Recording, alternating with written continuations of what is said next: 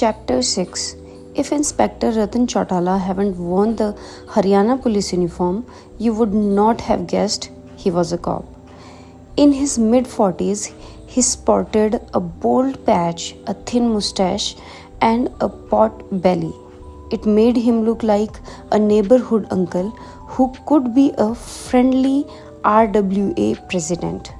He stood in the living room, scanning the expensive yet gaudy decorations of my in-laws' house. The two constables who accompanied him searched the house again. Rachna took the kids upstairs to keep them from seeing the cops.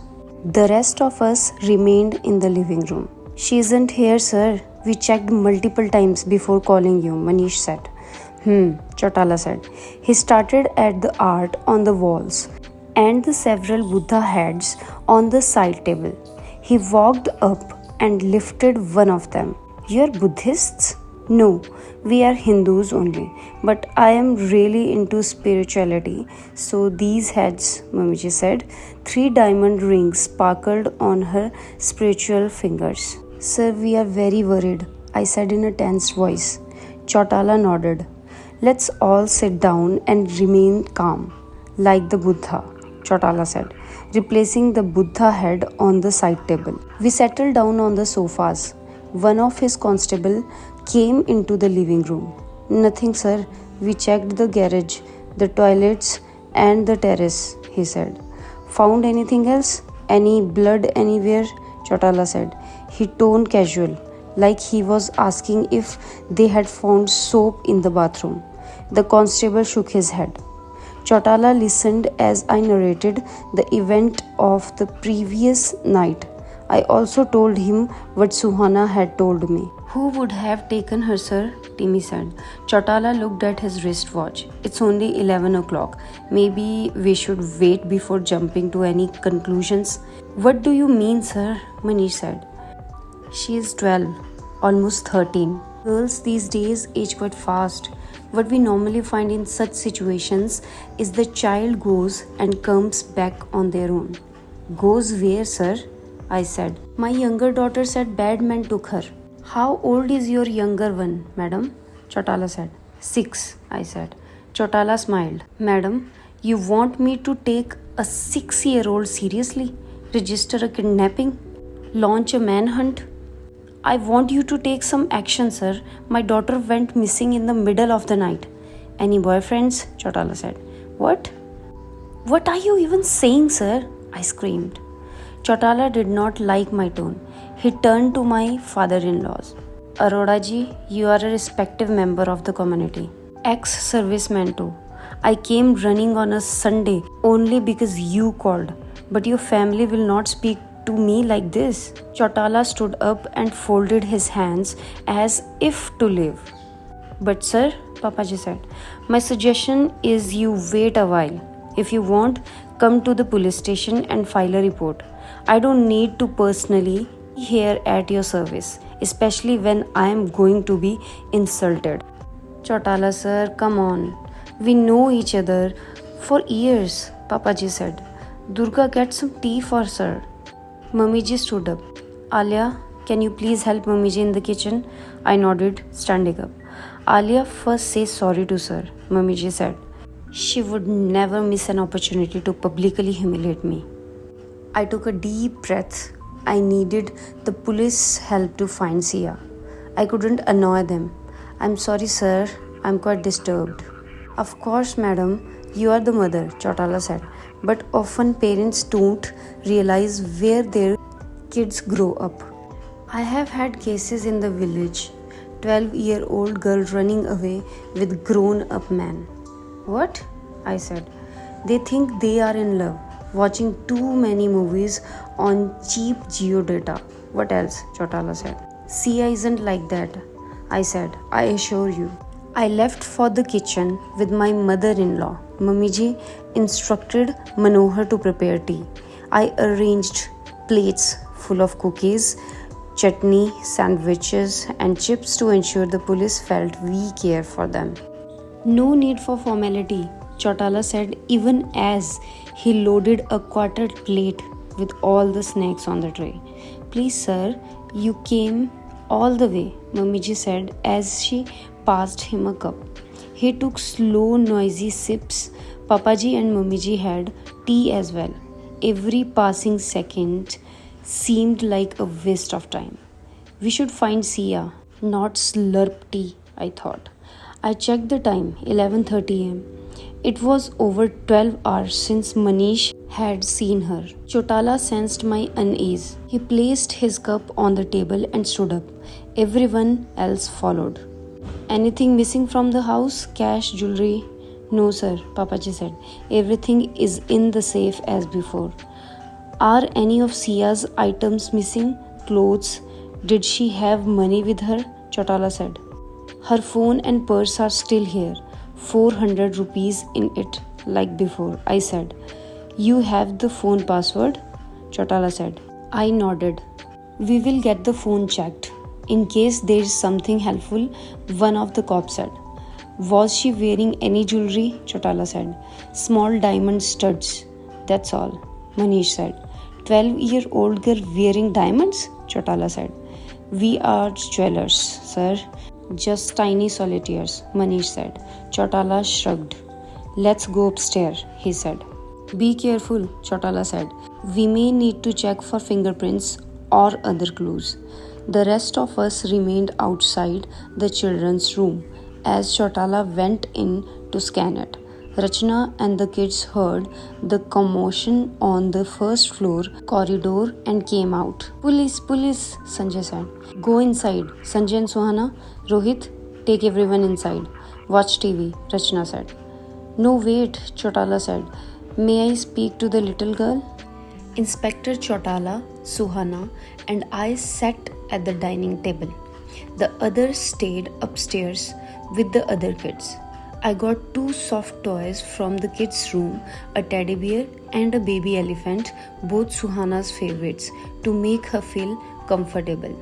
Wish uncle beta, I said. Good afternoon, police uncle, Suhana said. She squeezed the teddy bear in her hand. Good afternoon, beta. I'm here to help find your sister, Chotala said in a soft voice. Bad man took her, Suhana said. Yes, beta. Can you tell me exactly what happened? Chotala said. Suhana did not answer. She took the soft baby elephant and squished it next to the teddy bear. The inspector opened his mouth to ask again, but I stopped him. I let her play for a few minutes. Beta, you saw the bad man? I said finally. Suhana nodded, eyes still on the elephant.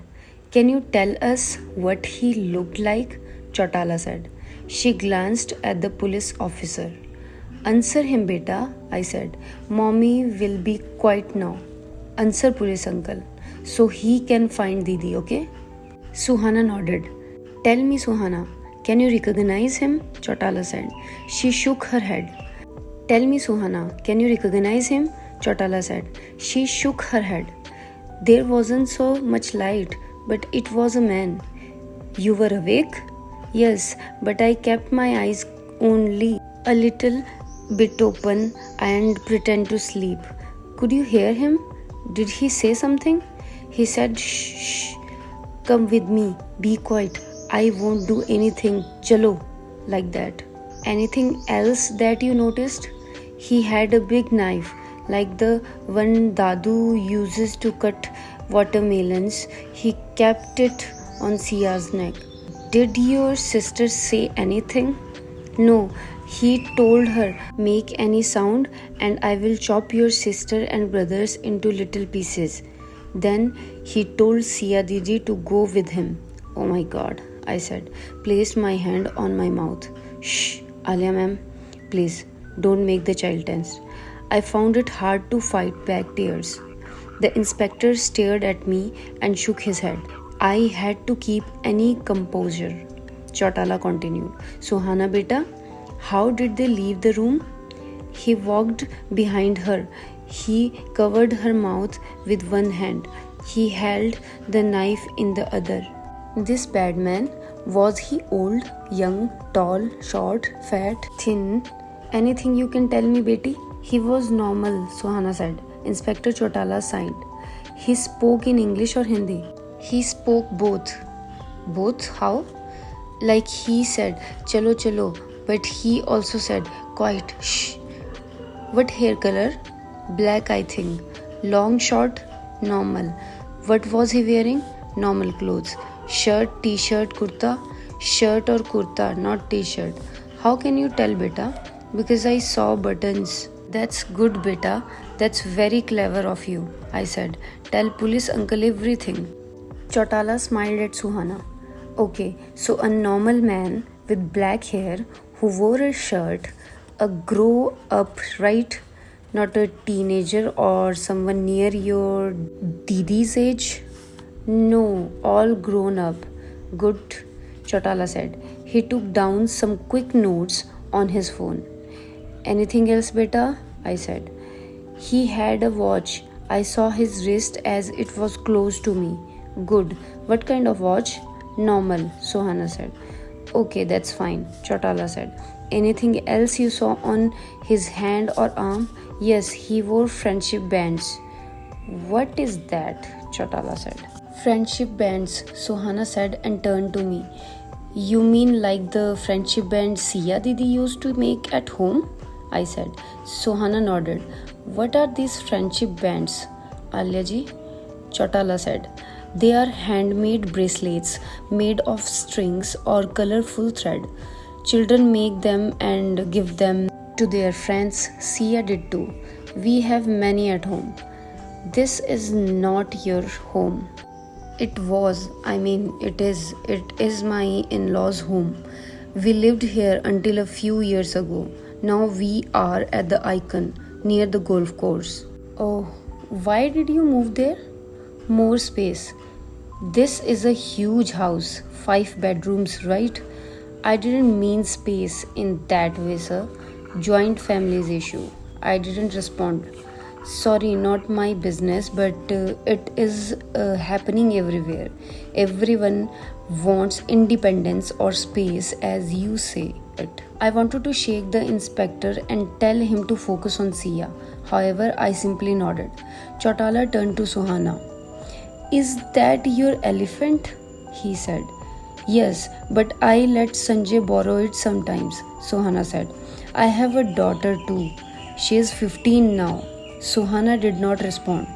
What color were these bands? Can you remember the design or draw it maybe? It was too dark to see, Suhana said, looking down at the elephant on her lap. Okay, anything else, Beti? Anything at all about the bad man? She shook her head. What did you do after they left? I lay in bed. I was scared. I thought Didi will come back soon. But then sleep actually came and I slept off. Why didn't you go wake up your mother? I was scared, Suhana said and turned to me. Mommy, I don't want to talk. I want to go upstairs and play with Rohit and Sanjay. Sure, go beta. If you remember anything else, tell your mommy, Chautala said. Suhana didn't respond. She hugged me and hid her face in my neck. I carried her up the steps. As I went, I heard Chautala speak to someone on the phone. Hello Viren, file a FIR, kidnapping, 12-year-old girl.